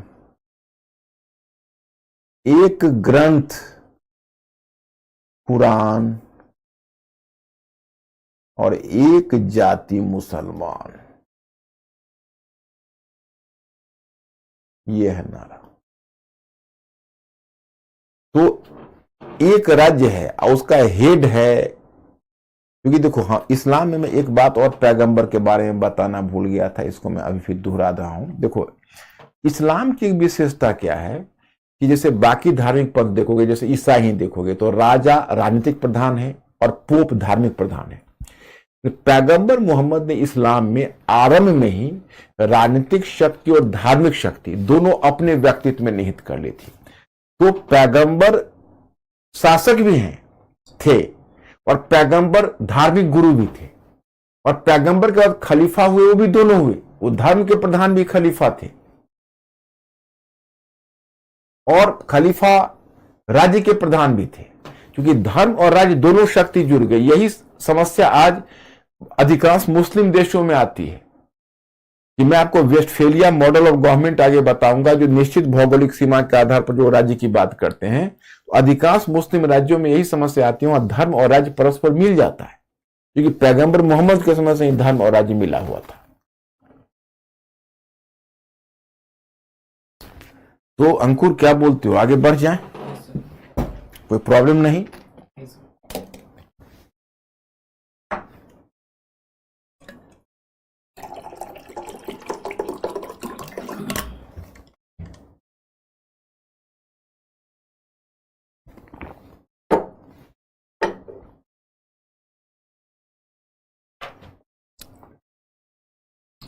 तो जो पैगंबर के उत्तराधिकारी जिनके पास राजनीतिक और धार्मिक शक्ति दोनों एक में निहित हो, वही खलीफा है, जो इस्लामी राज्य के प्रधान थे।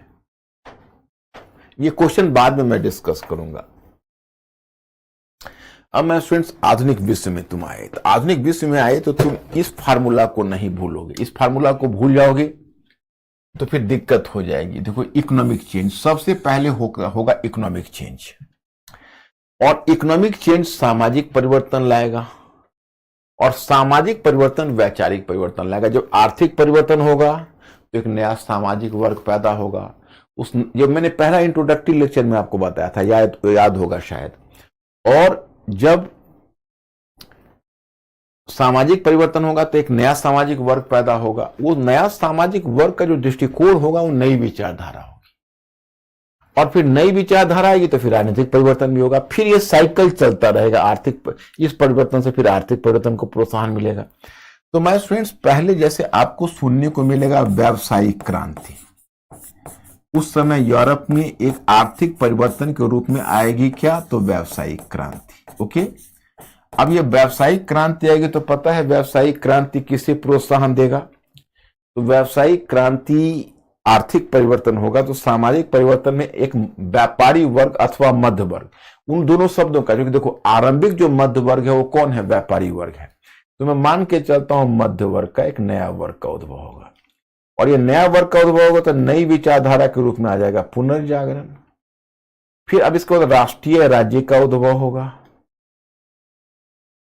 धर्म सुधार आंदोलन होगा। तो इसलिए तुम देखोगे कि एक परिवर्तन दूसरे परिवर्तन को रेखांकित करता रहेगा। और मैंने पहले क्लास से, देखो तुम अगर चाहोगे तो कुछ भी हो सकता है। मैं ऐसा मान के नहीं चलता हूं। मुझे ये कोई अगर ये कहे कि अरे स्टूडेंट्स को केवल आप लेक्चर दे के छोड़ दीजिए, मैं आपको छोड़ने वाला नहीं। मैं जब तक आपको समझाऊंगा नहीं और आप लोग ओके नहीं करोगे, मुझे सेटिस्फैक्शन नहीं होगा। और ये कोई मुश्किल नहीं है, ये केवल मन का एक फितूर होता है कि अरे मैं नहीं समझ पा रहा हूं, लेकिन आप अगर अपना थोड़ा सा दिमाग दोगे तो इतना इजी है, क्योंकि मैं आपको इतिहास में फैक्ट्स नहीं पढ़ा रहा, इंफॉर्मेशन नहीं पढ़ा, चेंज पढ़ा रहा। हाँ, ये दूसरी बात है कि जब तक आप पूरी तरह नहीं जुड़ जाते हो तब तक चेंज को नहीं समझ पाते हो, ठीक है। तो धीरे धीरे जुड़ोगे, इसलिए तो मैं फाउंडेशन से लेके चल रहा हूं। तो अब इस चेंज को देखो और चेंज को समझो। जैसे व्यावसायिक क्रांति है, व्यावसायिक क्रांति से एक नया वर्ग, मध्य वर्ग आया, मध्य वर्ग नवीन विचारधारा को देगा, पुनर्जागरण होगा, फिर वहीं से राष्ट्रीय राज्य का उद्भव होगा, धर्म सुधार आंदोलन होगा, ये सब चलता रहेगा। सामान्यतः बदलाव को समझने के लिए परिवर्तन के क्रम को समझना आवश्यक है। जब आर्थिक परिवर्तन घटित होता है तो वर्गीय समीकरण में परिवर्तन आ जाता है, क्योंकि इसके परिणाम स्वरूप एक वर्ग का वर्चस्व टूटता है और दूसरे वर्ग का वर्चस्व स्थापित हो जाता है। इससे वैचारिक परिवर्तन का रास्ता तैयार होता है, क्योंकि पहले जो प्रभावी वर्ग था उसके पतन के साथ उसकी विचारधारा का प्रभाव भी सीमित हो जाता है। विचारधारा क्यों आती है? जब आर्थिक परिवर्तन होगा तो एक नया सामाजिक वर्ग आएगा। अब पहले जब नया सामाजिक वर्ग आएगा तो उसकी विचारधारा हावी हो जाएगी। ओके, अब अभी जो देखो, अब न्यू पीढ़ी की विचारधारा हावी हो रही है। तो विचारधारा का वजूद तो समाज में होता है। विचारधारा कोई आसमान से नहीं गिरती है, धरती फोड़ के नहीं निकलती है, सामाजिक परिवर्तन उसको लाता है। तो प्रभावी वर्ग था, उसके पतन के साथ उसकी विचारधारा का प्रभाव भी सीमित हो जाता है और फिर एक नव स्थापित वर्ग की विचारधारा कहीं अधिक प्रभावी हो जाती है। इससे वैचारिक परिवर्तन का मार्ग तैयार होता है। फिर वैचारिक परिवर्तन राजनीतिक परिवर्तन को प्रोत्साहन देता है और इस प्रकार परिवर्तन की प्रक्रिया चलती रहती है।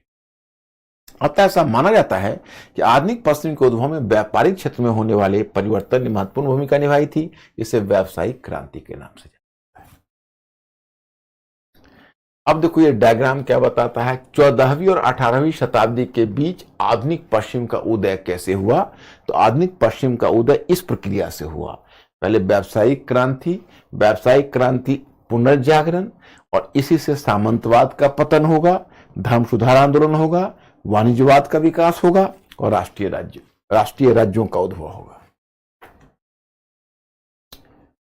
अब देखो ये व्यावसायिक क्रांति, देखो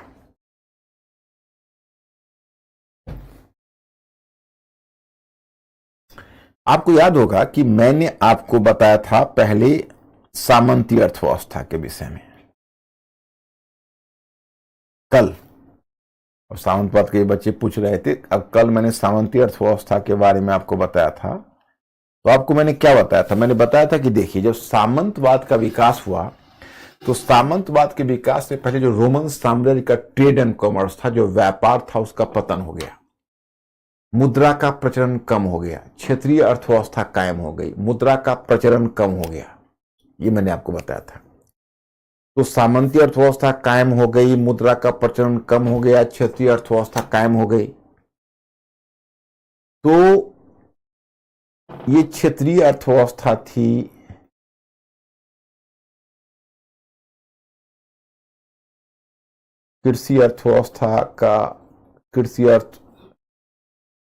अर्थव्यवस्था का ग्रामीणीकरण होगा तो कृषि अर्थव्यवस्था। फिर मैं आपको बताऊंगा कि भाई इसके साथ जैसे क्षेत्रीय अर्थव्यवस्था आएगी, कृषि अर्थव्यवस्था की पर आधारित अर्थव्यवस्था हो जाएगी, मुद्रा का सीमित प्रचलन। तो यही सब सामंतवाद का लक्षण था। लेकिन जब तुम व्यावसायिक क्रांति कहोगे तो व्यावसायिक क्रांति में आपको सूचना मिलेगी कि यूरोप की क्षेत्रीय अर्थव्यवस्था, यूरोप की स्थित का मतलब है, क्या कहोगे, रुकी का मतलब जो स्टैग्नेंट है, मतलब जो अर्थव्यवस्था में परिवर्तन का तत्व कम है। तो यूरोप की स्थिर अर्थव्यवस्था,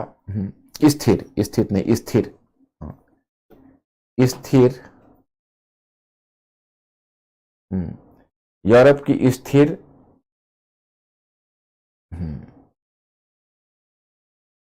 सामंती एवं क्षेत्रीय अर्थव्यवस्था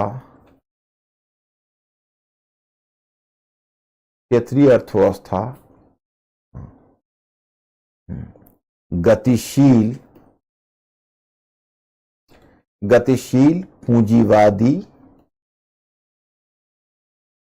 एवं विश्व अर्थव्यवस्था में परिवर्तित हो गई। विश्व अर्थव्यवस्था में परिवर्तित हो गई। परिवर्तित हो गई मतलब देखो, अब ये कैसे हुई, कोई मिरेकल नहीं हुआ, ये कुछ कारणों से हुआ। मैं आपको समझाऊंगा ये कारण, आप लोग बिल्कुल चिंता मत करो। देखो यहां मैंने आपको बताया जैसे सामंतवाद का युग था तो अर्थव्यवस्था क्षेत्रीय थी, अर्थव्यवस्था में कृषि का महत्व था, मुद्रा का लेन देन कम था। व्यावसायिक क्रांति को परिभाषित करते हुए कहा जाता है कि व्यावसायिक क्रांति के परिणाम स्वरूप जो यूरोप की क्षेत्रीय अर्थव्यवस्था, यूरोप की जो स्थिर मतलब जो गतिहीन अर्थव्यवस्था थी, स्थिर अर्थव्यवस्था, स्थिर सामंती और क्षेत्रीय अर्थव्यवस्था गतिशील, पूंजीवादी और विश्व अर्थव्यवस्था में परिवर्तित हो गई। तो इतना बड़ा मिरेकल हुआ कैसे, तो मैं आप प्रक्रिया बताता हूं, ये प्रक्रिया कैसे हुई। तो पहले ये प्रक्रिया कैसे हुई, इसमें पहले कारण की तरफ जाइए। तो एक हम देखते हैं कृषि के क्षेत्र में तकनीकी विकास।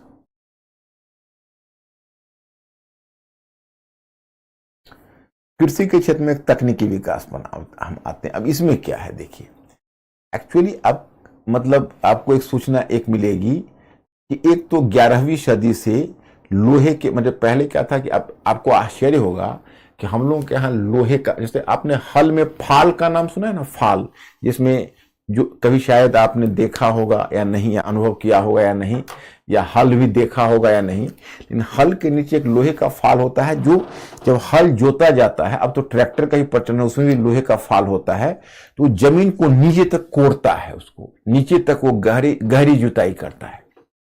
तो हमारे यहाँ 6ठी सदी ईसा पूर्व में, माने ईसा मसीह के जन्म से 600 वर्ष पहले हमारे यहाँ लोहे के फाल का प्रयोग हल में शुरू हो गया था। और यूरोप में 11वीं सदी में ईसा के जन्म के 1100 वर्ष बाद शुरू होना, 1700 वर्ष के बाद उन्होंने लोहे का फाल का प्रचलन शुरू किया। बताइए हम लोग तकनीकी में कितना आगे थे।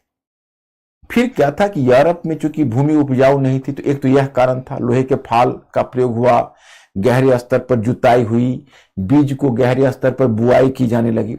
इसके बाद आपको एक सूचना यह मिलती है कि एक और दिलचस्प बात मैं बताता हूं कि जैसे यूरोप की भूमि है वो हमारी भूमि तरह उपजाऊ है नहीं।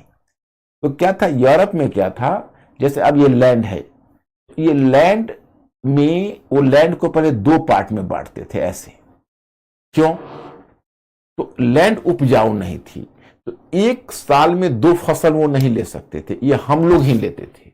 हम लोग प्राचीन भारत में भी 2 फसल ले लेते थे अधिकांश, मतलब अच्छे लैंड में। वो क्या करते थे कि एक साल एक लैंड में खेती करते थे। ये मैं बता रहा हूं मॉडर्न टाइम में, मतलब अर्ली मॉडर्न में, मतलब 14वीं 15वीं सदी में या 11वीं 12वीं सदी में। तो एक लैंड में खेती करते थे, इस लैंड को खाली छोड़ देते थे ताकि एक साल में इसमें उर्वरता आ जाए। अब इसमें उर्वरता आ जाती थी तो फिर वो खेती को पलट के यहां पर शुरू कर देते थे और इसको खाली छोड़ देते थे पूरे वर्ष के लिए। तो पूरे वर्ष में अल्टरनेटिवली खेती होती थी लैंड में। अब इन्होंने क्या किया, एक तकनीकी विकास किया कि लैंड को 2 पार्ट में न बांट के 3 पार्ट में बांट दिया। इसको 3 खेत प्रणाली, इसको 2 खेत प्रणाली कहते थे, इसको 3 खेत प्रणाली। तो 3 खेत प्रणाली में अब उनकी तकनीकी क्या है देखो। अब वो जैसे अब वही लैंड उसको 3 पार्ट में बांट दिया और एक बार में 2 में खेती करते, 1 और 2 में खेती करते और 3 को तीसरा को खाली छोड़ देते। अगले साल ये तीसरा और दूसरे में खेती करते, पहले को खाली छोड़ देते। फिर दूसरे साल फिर पहले को खाली छोड़ देते और फिर दूसरे साल तीसरा और पहला में खेती करते, दूसरे को खाली छोड़ देते। अल्टरनेटिवली 2 खेतों में खेती करते थे, एक को खाली छोड़ देते। दिमाग में इमेज बना या नहीं? इमेज बना। इससे क्या हुआ, खेती की उपज बढ़ी, क्योंकि अब 9 महीने जहां एक साल खाली रहते थे अब 8-9 महीने खाली रहने लगे। तो उसे क्या हुआ, भूमि में कहीं ना कहीं उपज तो बढ़ गई, लोहे के फाल से भी उपज बढ़ गई और तकनीकी विकास से उपज बढ़ गई। तो कृषि ने अधिशेष दिया। अधिशेष का मतलब है आवश्यकता से कृषि अधिशेष। कृषि अधिशेष दिया, तो कृषि जब अधिशेष देता है तो आवश्यकता से अधिक उत्पादन होने लगता है। आवश्यकता से अधिक उत्पादन अगर होता है तो आपके कृषि अधिशेष का एक भाग व्यापार में चला जाता है। क्यों? क्योंकि अनाजों का, कृषि उत्पादों का भी तो व्यापार होता है। तो ये जो कृषि अधिशेष निकल रहा था उससे व्यापार को प्रोत्साहन मिल रहा था। तो व्यावसायिक क्रांति में एक फैक्टर है कृषि अधिशेष। पहला पॉइंट तो समझ गए होंगे। अब दूसरा पॉइंट मैं आपको बताता हूं, उसको कहेंगे आप धर्मयुद्ध, क्रूसेड्स। क्रूसेड, इसको क्रूसेड भी बोलते हैं या धर्मयुद्ध। अब मैंने अभी बताया कि 3 प्रमुख धर्मयुद्ध हुए थे, हालांकि 4 भी दिया हुआ है। जेरूशलम पर कब्जा करने के लिए यूरोप और इस्लामी और ईसाई शक्ति के बीच। तो उसमें मैंने आपको एक सेना को आते जाते दिखाया था, पता नहीं आपको याद है या नहीं। मैंने सेना को यहां पर देखिए आते जाते दिखाया था।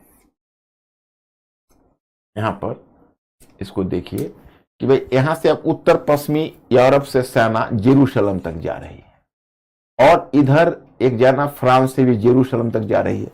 तो उत्तरी पश्चिमी यूरोप से लेकर एशिया तक का व्यापारिक मार्ग खुल गया। और जब ये व्यापारिक मार्ग खुल गया तो बहुत आसान, व्यापारिक मार्ग खुल गया तो इससे अब देखो यहां से इसका दूसरा फैक्टर देखोगे, इससे व्यापारिक मार्ग खुल जाएगा क्रूसेड के कारण। व्यापारिक मार्ग खुल जाएगा, इसका भी बहुत फायदा होगा क्योंकि इसके बाद यहां और वहां दोनों का ट्रेड लिंक हो जाएगा। और तीसरा फैक्टर क्या काम कर रहा? तीसरा फैक्टर है कुस्तुनतुनिया का पतन। कुस्तुनतुनिया का पतन। अब कुस्तुनतुनिया का पतन 1453 में, ये मैंने मॉडर्न हिस्ट्री में भी कुस्तुनतुनिया का पतन आप लोगों को समझाया हुआ है। अब अंकुर ये बताओ कि मेरे स्टूडेंट्स कुस्तुनतुनिया के पतन का मतलब समझ रहे हैं? कितने लोग समझ रहे हैं? जल्दी मुझे इन्फॉर्म करिए, तो टाइम कम है। कुस्तुनतुनिया के पतन का मतलब कितने लोग समझ रहे हैं?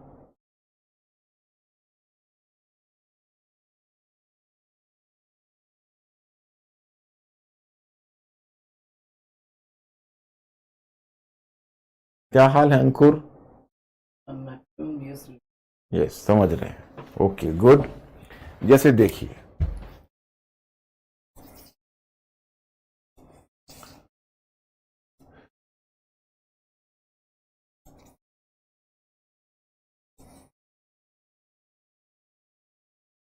अब उनका जो ट्रेड है, किधर दिखाऊं?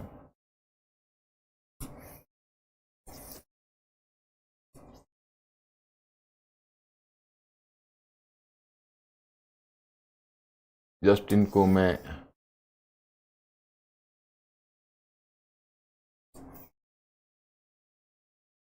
अब देखो, ये देखो यही मैप में खोज रहा था। देखो एक्चुअली हुआ ऐसा कि यह यूरोप है। तो यूरोप में यह फारस की खाड़ी, यह लाल सागर, तो पहले इस व्यापारिक मार्ग को थे। अब यहां पर क्या हुआ कि 1453 में एक मध्य एशिया से तुर्कों की एक शाखा थी। उस तुर्कों की शाखा को कहते हैं ओटोमन तुर्क। इसको ओटोमन तुर्क कहते हैं। तो जो ओटोमन तुर्क थे, उन्होंने क्या किया कि पूर्वी रोमन साम्राज्य, आपको पश्चिमी रोमन साम्राज्य का तो 5वीं सदी के अंत में ही विनाश हो चुका था। पूर्वी रोमन साम्राज्य आगे तक चलता रहा।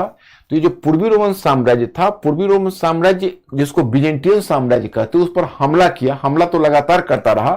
अंत में 1453 में पूर्वी रोमन साम्राज्य का पतन हो गया। उसकी जो राजधानी थी उसका नाम था कुस्तुनतुनिया, उसको कॉन्स्टेंटिनोपोल अंग्रेजी में बोलते हैं। कॉन्स्टेंटिनोपोल पर तुर्कों का कब्जा हो गया। अब देखो, तुर्कों का कब्जा होने से समस्या ये आई कि यहां पर मैप पर तो पूरा नहीं दिखा पा रहा है, भूमध्य सागर में बेसिकली और भी इधर जाना पड़ेगा आपको। तो यहां पर आप देखोगे कि कुस्तुनतुनिया एक जगह है जो काला सागर और भूमध्य सागर के बीच में है। और वो जगह इतना प्राइम लोकेशन है, मतलब तुर्की का जो क्षेत्र है वो पूर्वी यूरोप पर अवस्थित था। तो अब हुआ क्या कि जिस समय इस्लामी शक्ति का कब्जा पूर्वी यूरोप पर हो गया तो भूमध्य सागर पर उनका एकाधिकार हो गया। तो अब जो यूरोपीय व्यापारी वो भूमध्य सागर के रास्ते लाल सागर या फारस की खाड़ी जा ही नहीं सकते थे। अगर इधर आते तो उनको इस्लाम की सेना पकड़कर जबरन इस्लाम धर्म में धर्मांतरित करा देती। इस डर से उन्होंने इधर आना छोड़ दिया। ये रास्ता ही बंद हो गया, और रास्ता बंद हुआ इसका मतलब यूरोप में जो भूमध्य सागर देख रहे हो, ये ब्लैक वाटर, सॉरी ये बैक वाटर बन गया। मैंने एक तरह से ये भूमध्य सागर है वो खाड़ी की तरह बन के रह गई, उसमें कोई ट्रैफिक का आना जाना मुश्किल हो गया। तो अब जैसे जिन को बोतल में कैद कर देता है, तो वैसे ही यूरोपीय देशों को इस्लामी शक्ति ने यानी ऑटोमन तुर्क ने बोतल में कैद कर रखा था। लेकिन उनकी देखिए जीने की इच्छा देखिए, उनकी दृढ़ इच्छा शक्ति देखिए, दृढ़ इच्छा शक्ति से इंसान कहां से कहां पहुंच जाता है। वो शांत नहीं हुए। उन्होंने उसी समय निर्णय लिया कि हां हम जरूर अपना रास्ता तय करेंगे। और पता है आपको, उन्होंने यहां से शुरू किया और स्पेन और पुर्तगाल था, इसने पहल की। और इन्होंने सोचा कि चलो जब पृथ्वी गोल है तो हम किसी भी रास्ते से जाएंगे तो आखिर यहां तक तो पहुंचेंगे। तो यहीं से उन्होंने वैकल्पिक रास्ता खोजना शुरू कर दिया कि हमको भारत का रास्ता खोजना है। तो रोम के पोप ने भी इन्हें आशीर्वाद दे दिया, रोम के पोप ने। और फिर ऐसे जिस समय वो एक पुर्तगाल है, वो पुर्तगाल पूरब के रास्ते भारत को खोजने निकला और स्पेन पश्चिम के रास्ते पोप ने दोनों को खिल्लत देकर दोनों को आशीर्वाद दे दिया। इसी में 1492 में कोलंबस ने अमेरिका को खोज निकाला, वो लैटिन अमेरिका को खोज निकाला था, इसको उसको नहीं इसको। तो जब वो अमेरिका को खोज निकाला तो उस समय कोलंबस को भी पता नहीं था, उसको लगा कि हम इंडिया के पूर्वी भाग में पहुंच गए हैं। फिर 1498 में वास्को डी गामा ने भारत के कोस्ट पर तुमने देखा कि वास्को डी गामा ने कालीकट पर मतलब उतरा। तो इस तरह से हुआ। उसके बाद फिर इस दौर में ब्रिटेन भी शामिल हो गया, फ्रांस भी शामिल हो गया, इसमें हॉलैंड भी शामिल हो गया। फिर नए नए क्षेत्र की खोज होने लगी। उसी में तुम देखोगे इधर उत्तरी अमेरिका के भागों की खोज हो गई, पूर्वी एशिया की खोज हो गई, दक्षिण पूर्व एशिया की खोज हो गई। मैंने 17वीं सदी तक आप यही मानकर चलिए ऑस्ट्रेलिया और अफ्रीका का आंतरिक क्षेत्र को छोड़कर, क्योंकि आंतरिक क्षेत्र में उसमें मलेरिया मच्छर था, घने जंगल थे, तो लोग नहीं गए खोज करता। तटीय क्षेत्र को भी यूरोपीय देशों ने अपने कॉलोनी स्थापित कर ली और इस तरह से दुनिया का औपनिवेशीकरण शुरू होगा। इस पर हम आगे आएंगे। आज मैं यहीं रुक रहा हूं और इस लेक्चर को मैं कल जारी रखूंगा। आप लोगों का होमवर्क बता देता हूं, आप लोग इसको पढ़ते जाइएगा। पुनर्जागरण भी पढ़ लीजिएगा और धर्म सुधार आंदोलन भी पढ़ लीजिएगा और वाणिज्यवाद और हाँ पूरा तो नहीं पढ़ पाइएगा आप, इसको टोटल आप 77 नंबर पेज तक पढ़ लीजिएगा, 77 नंबर 77, उसके आगे हम देख लेंगे। आप मतलब आप वाणिज्यवाद से पहले तक पढ़ लीजिएगा और मैं देखता हूं अब जितना मैटर है उसके बाद फिर मैं कल देखता हूं कहां तक पहुंच पाता हूं। थोड़ा सा बेसिक है, फाउंडेशनल है, लेकिन धीरे धीरे आप लोग उसको एंजॉय करते जाओगे। Thank you very much. आज मैं यही रुकता हूं, इस बहस को जारी रखूंगा।